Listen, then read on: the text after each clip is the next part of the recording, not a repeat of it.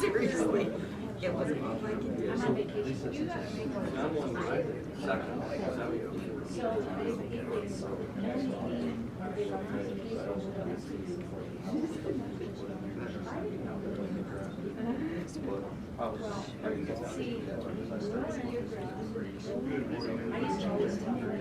No, I didn't want to, they sound like benign changes. It's interesting. Right out of bounds. Let me know. Thank you. Yeah, this one right here. very much. How are you?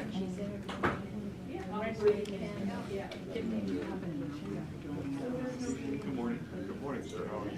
How are you? Commissioner Mary was upstairs working on something. You're supposed to Yeah. Band-Aids all around. What she's saying were My wife just said, and I think it might comments by all but I don't know for sure. That's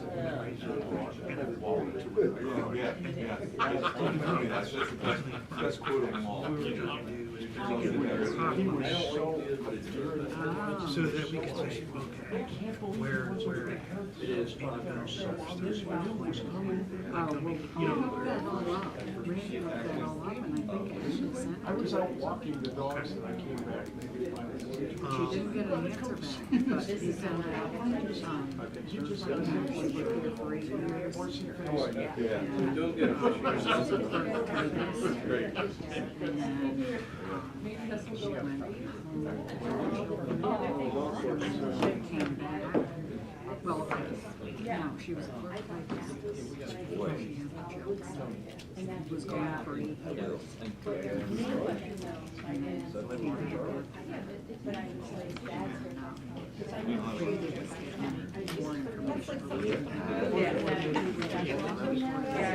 well, you got it, that, I think, before.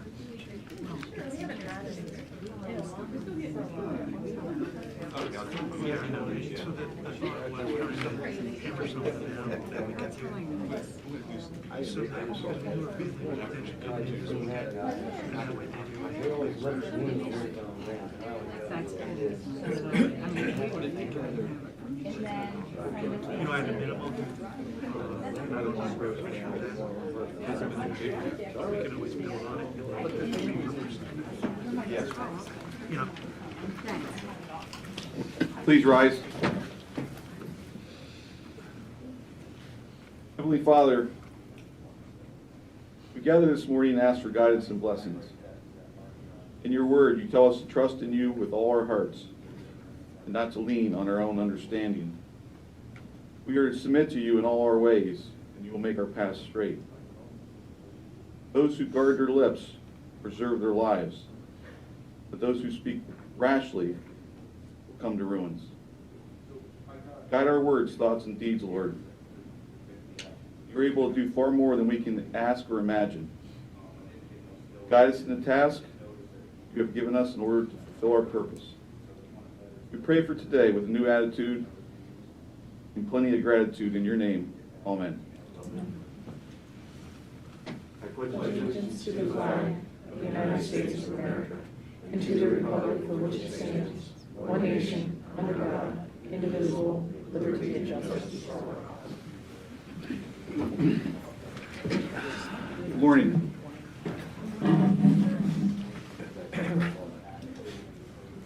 Being the Commissioners' meeting at this time. Ask for approval of the minutes of the previous meeting. I'll move to approve. Second? All in favor, say aye. Aye. So carried. Public comment on agenda items only. Hearing none, move on to number 2. We have no employee service awards, but you have a proclamation you're going to read. Yes. Whereas Lycoming County hired Annabelle R. Miller in March 1943 at the age of 17 as a typist in the courthouse. And whereas, after leaving work for some years, she returned in January 1956 and worked continuously until her retirement in December 2015 for more than 64 years of public service. And whereas, the Sun Gazette noted that the employees remember Annabelle as the first person in the office each day and the last person to leave. And whereas, county employees remember Annabelle Miller as a leader who never thought or acted as if she was above any one person. Employees remember that she parked in the parking deck for years, just like the rest of the employees, and went above and beyond to help the public. And whereas many employees remember Annabelle as a kind, independent, register recorder, nothing seemed to bother her. And whereas, in the words of remembrance from one member of the community, to our loved and loving friend Annabelle, from when I began as an abstractor 45 years ago, she treated me as her intellectual equal. She included the abstractors the same as she did her employees. Her knowledge of the Registry Recorder's Office will never be matched. We with her family, she is our matriarch. Oh, how I miss her.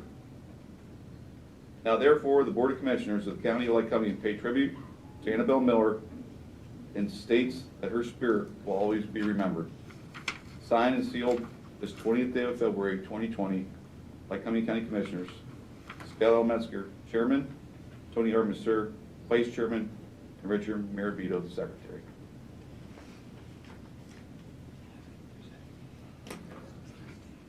Is there any public who would like to make a statement regarding Annabelle? I would, Commissioner. Morning, Sheriff. Sheriff Loss, I think we've all known Annabelle for most of our adult lives. She was part of this county, an institution in this county, and I had a chance to talk to her on a number of occasions, and I asked her how she actually got here originally. She was at I think it was the Williamsport Business Institute. Does that sound right? Mm-hmm. The original Williamsport Business Institute, mm-hmm. Probably?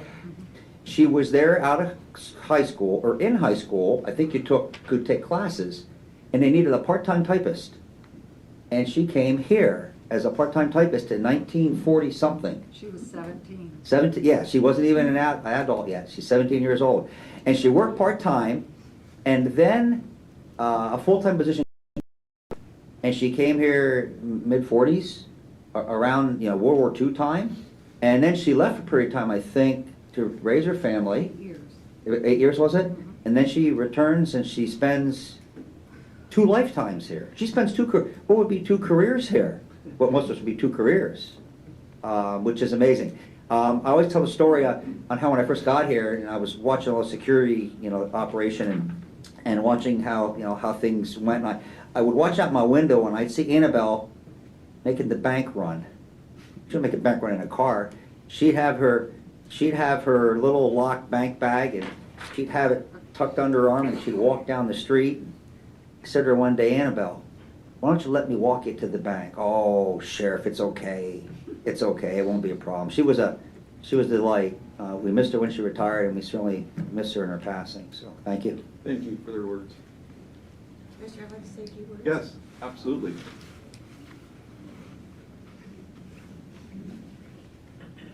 Morning, Kathy. Hi, I'm Kathy Pront. I've been a title searcher for more years than I care to remember.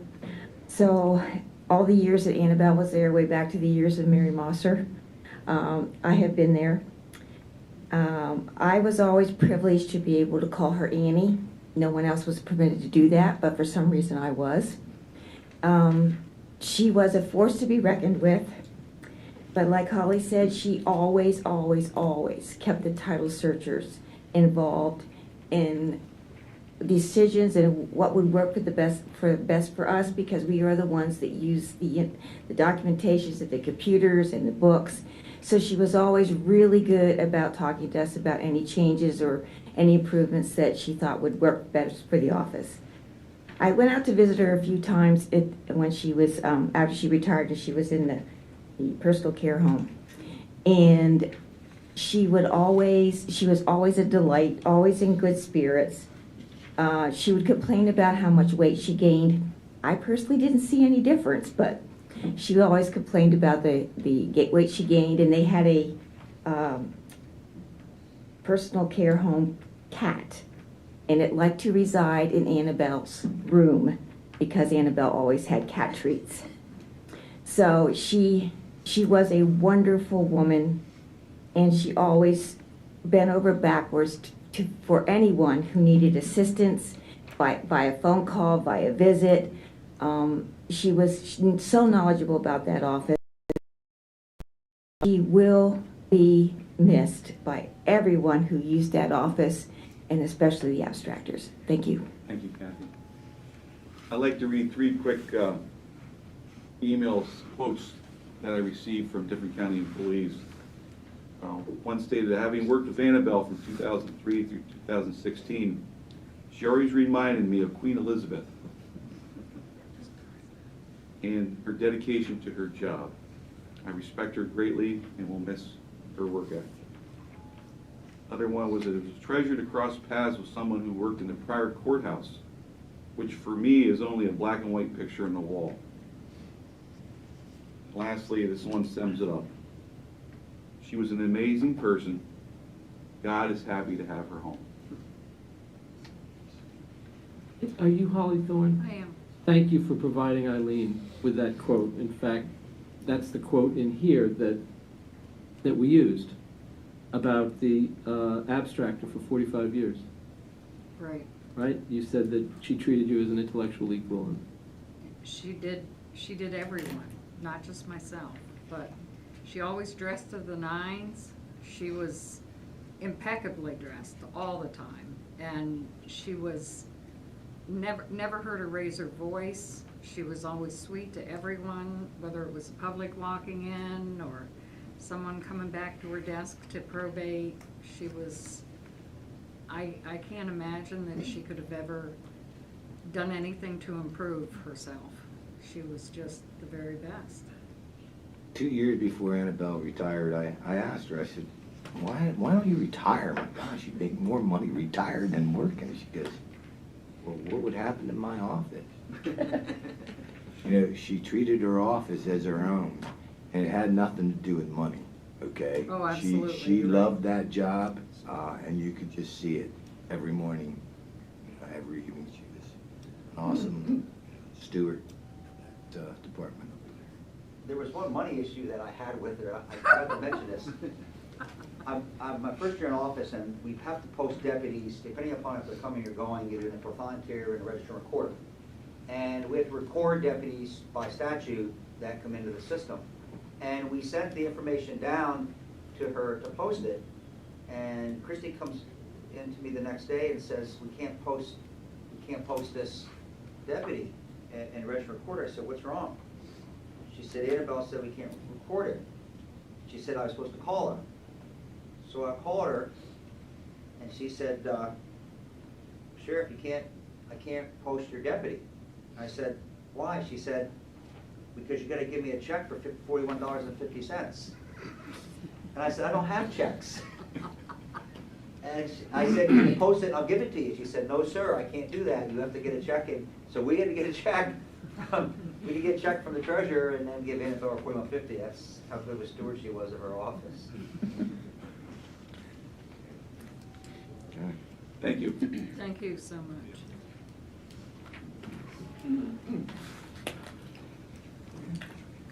All right, we're going to move on to 3.0, TDA actions with Roxanne Greco. Good morning, Commissioners. One other thing, Yes. Annabelle loved good penmanship. I would have been in And trouble. when we interviewed for candidates for her office, that was the first thing she looked at on the application, and the first thing she commented on.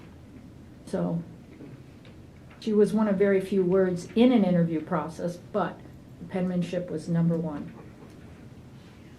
Moving on to an update to the TDA, this would be effective February 15th, 2020, is the removal of one part-time temporary planning and community development special projects position in the planning department at a pay grade 15. That would have been Mr. Houseman's Correct. previous position. Thank you. I have a motion to remove that. That's TDA, is that a salary board? That's No. our, That's not? Okay. Okay. I'll move to remove the part-time. I'll second that. all fair side? Aye. And I'll just add that this was, that was Kurt Hausman's position. Mm-hmm. We had him on a couple of special projects. We knew that he would be, we would be terminating that position. There was a duration on this, and actually, he's leaving before, I think, the May date that we had established as the length of the employment. Moving on into personnel actions, in the Department of Public Safety, Jeffrey L. Hutchins is a full-time replacement, promotion, Department of Public Safety Director, a salary of $80,000, effective February 23rd, 2020. And at pre-release, Corey W. Brewer as a part-time replacement driver, not to exceed 1,000 hours annually, at a pay grade 4, $12.96 an hour, effective February 24th, 2020. Motion to accept the two positions. I move to approve. I'll second. All fair side? Aye. So carried. This time we'll recess the Commissioners' public meeting and convene the salary board. Commissioners, we're asking you to update the salary schedule effective February 15th, 2020, to remove the one part-time temporary planning and community development special projects position in planning at a pay grade 15. Motion to accept this I'll make a salary motion. board action. I'll second All in favor side? it. Aye. Thank you. Thank you. We'll adjourn the salary board and reconvene the Commissioners' public meeting at this time. We have no informational items today, so we'll move to the action items. Director McDermott is going to do 7.1 and 7.2. Commissioner seeking your approval for a grant and monitoring agreement with Lycoming County Historical Society in the amount of $10,000. Any discussion on this action item? Not have a motion to accept the, So moved. I'll second it. all in favor side? Aye. Commissioners will be seeking your, or I am seeking your approval for the Radiological Emergency Response Fund, or RERF grant application in the amount of $5,876. Any discussion on action item 7.2? Not have a motion to accept. So moved. Second. Fair side? Aye. Thank you. 7.3, Jason York's purchase request for 2 new Michelin off-road heavy equipment tires for RMS. Morning, Jason. Good morning, Commissioners. 7.3, seeking your approval for the purchase of 2 Michelin off-road heavy-duty tires in the amount of $17,269.48. These 2 tires are for our Volvo 350 particular loader. Any discussion on this action item? I can have a motion to accept. I'll move to accept the purchase of the 2 new Michelin tires. I'll second the motion. All in favor side? All right. Thank you. Item 7.4, Commissioners, this is a tolling agreement with Cummings and Smith to extend the termination date until May 31st, 2021. As I had explained Tuesday, I was unaware what was going on here, but I am up to speed on it. This is the agreement that we have, the county has with Cummings and Smith regarding the leachate tank construction stuff. This gives the county, preserves the right to pursue legal action if needed after this, the tank construction and everything's completed. It takes the extension out to May 31st. Correct. So the public understands, Cummings and Smith was the engineering firm that did the work on it, has done a lot of work for the county for 30 years. So They did the design work of it, yes. they did the design, so this agreement just preserves our right to protect the taxpayers in the event that we feel that they have liability in the design. A motion to accept action, or action item 7.4. I move to approve. I'll second it. All in favor side? Aye. 7.5, Commissioners, this is permission to purchase one new 2020 portable gas extraction monitor, the amount of $12,683.80. Again, this is a device that the staff carries around through the over 100+ wells on the landfill each month to extract gas monitoring reading. It gives us a readout, gives us GPS location and so forth wherever they do the sampling. This is a compliance issue, and it was a budgeted item for 2020. Any discussion on action item 7.5? I can have a motion. I'll move to approve. Second. All in favor, say aye. Aye. Aye, so carried. Thank you, Commissioners. Thank you. That moves us to Commissioner comment. I have none. Yesterday, there was an announcement about the airport and change of schedule, and actually the change of the city in which they'll be flying to. To us, as a Board of Commissioners, we appoint the authority, the members of the authority. And it's been a trying time. We've heard a tremendous amount of complaints from our constituents and actually the air travelers about how American was letting us down as far as service. When they made that announcement yesterday that they would be flying to Charlotte, which is a very large airport, and you can get a lot of connections from there, it was welcomed news.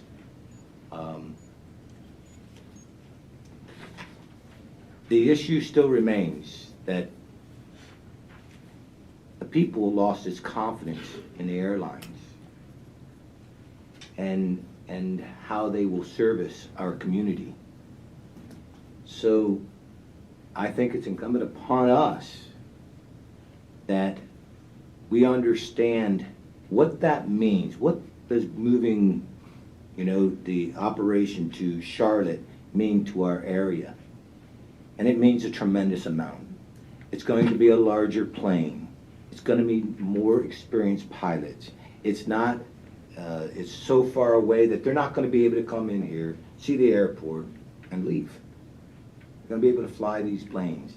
There will be business passengers. I think it was 9 first class seat. So I'm going to tell the public and our community that we need to support this airport, regardless of what happened in the past. And we must give them an opportunity to make what was wrong right. We're going to have 7 flights a week, every day. I mean, seven days a week, 2 flights a day. So you'll be able to hit most of your connections, and I hope I didn't get any times, okay? But I hope one of them's early in the morning. So as a community, and I'll compare it to the golf course. As you're making corrections,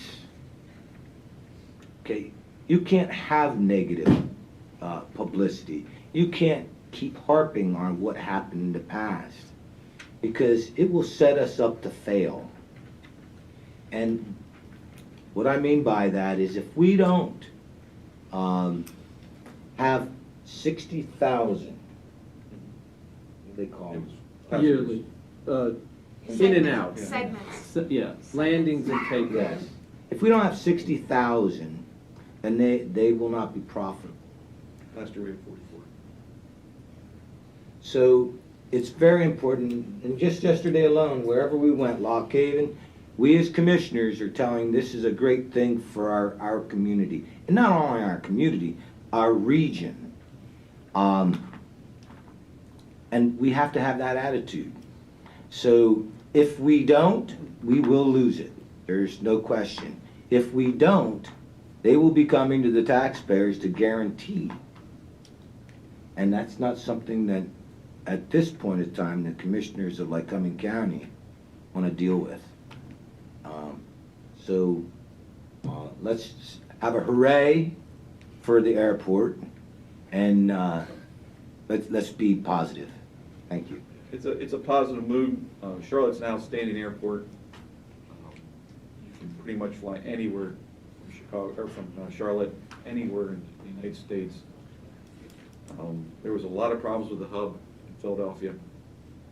And this plane they're bringing in is a CRJ jet 700.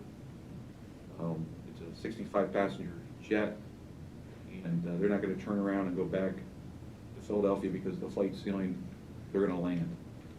So it's important that we do market this positively.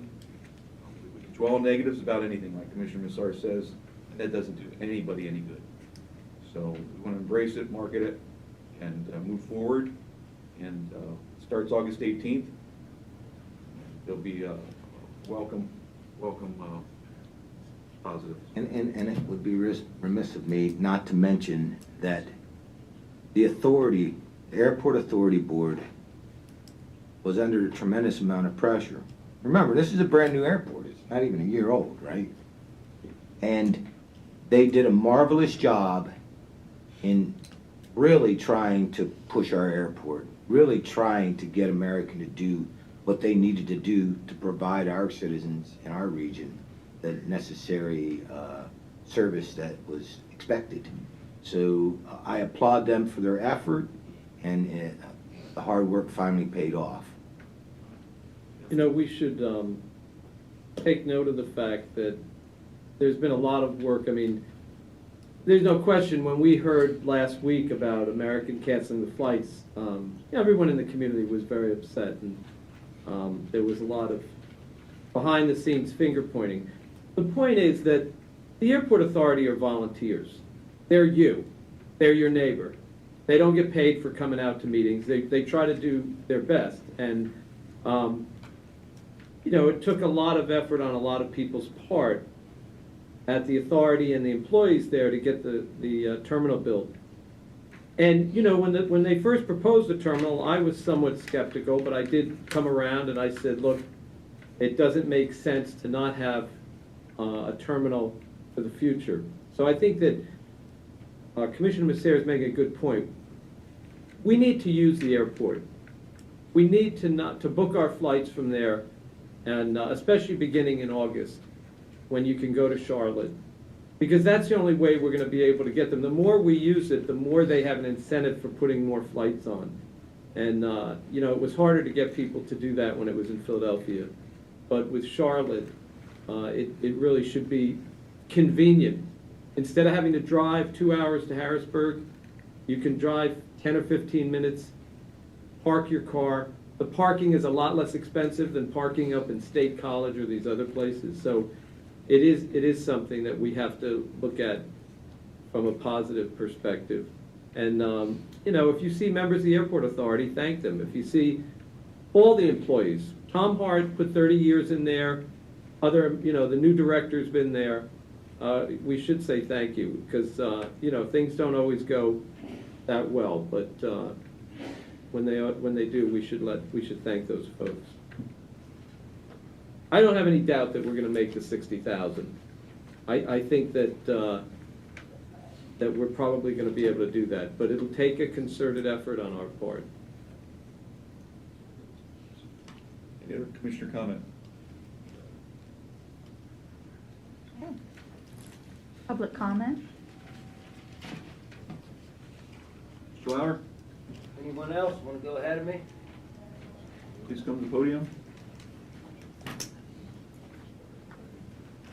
Morning, Commissioners. Todd Lauer, Jersey Shore. I'm going to comment on an article in the Sun Gazette here about school resource officer. Okay, 3 roles, police training. Okay, here we go. Community policing at its best. I say it's social suicide. The law enforcement or police state in America today could not ask for a better citizenry than one that carries out its own policing of themselves. Everyone realizes police can't be everywhere. So how do you police an entire nation? How do you surveil an entire population, analyze every transaction, interaction, and movement made within the United States? Simple. You persuade the population to do it for you. Hype them up on color-coded terror alerts, stage training drills, desensitize them to the sight of uniformed officers throughout their entire day. Acclimate them to being surveilled for their own good, of course. Finally, indoctrinate them into thinking police are the only ones who can save us from the next 9/11 fiasco. Sure, we all believe that, right?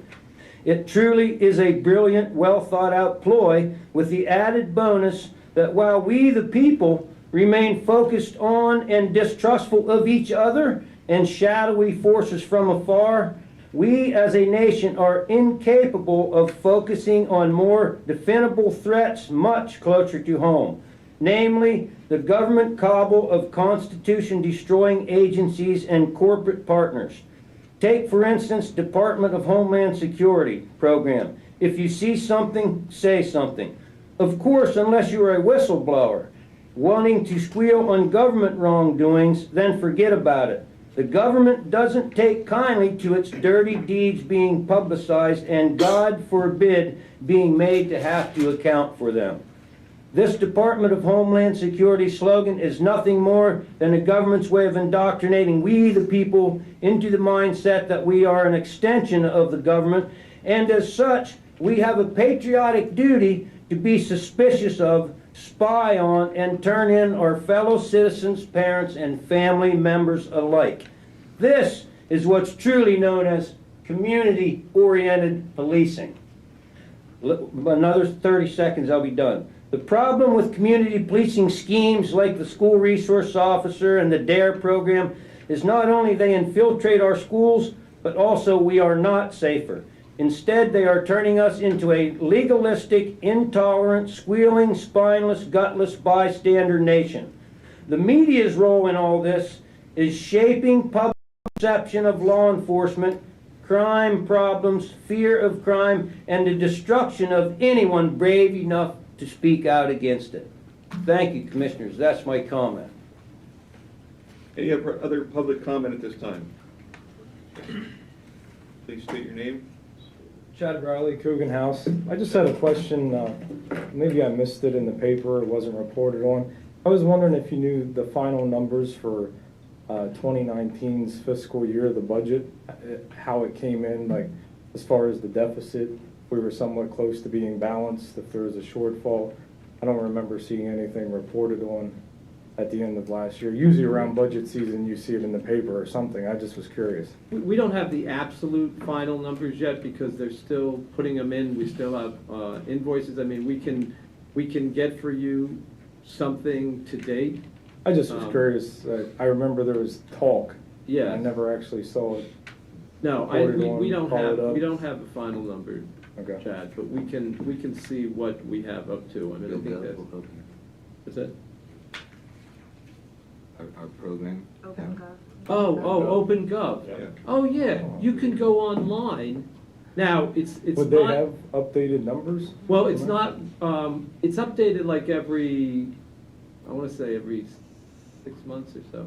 No, every month, every month. So there should be numbers there as at the end of January, Oh, okay? Yeah. If you go to it and you have difficulty finding it, just call us. It's on the main page under financial transparency portal. Yeah. Okay. Yeah, I think it's, June is when the actual comprehensive report comes out, right, for the previous year? When that's Yeah, big the, book. Yeah. CAFR, yeah. Okay. All right, thank you. Okay. Thank you. Any other public comment? Hearing none, the meeting is adjourned. We'll reconvene again on Tuesday, February the 22nd. Hey, now, 24th. 24th. 25th, I'm sorry, 25th. Lost my dates. Thank you, have a good day. I'll be thinking about you next week from Florida. Are you going to Florida? Yes. Oh, good. Have fun. Where are you going?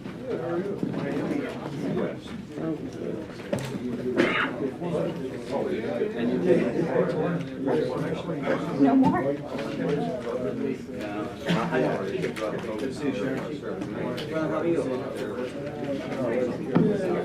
I have a good show.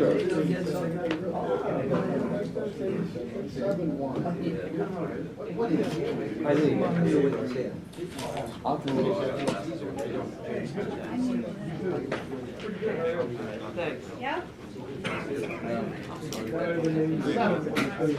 Grant moderator. 7-1. Oh, that's Lycoming County Historical Society. That's the guy you gotta ask. That's an outside agency request, and usually that money comes either out of Act 15, well, no, it doesn't go to the library. That is the old one. It's not the library, it's the Historical Society and the museum.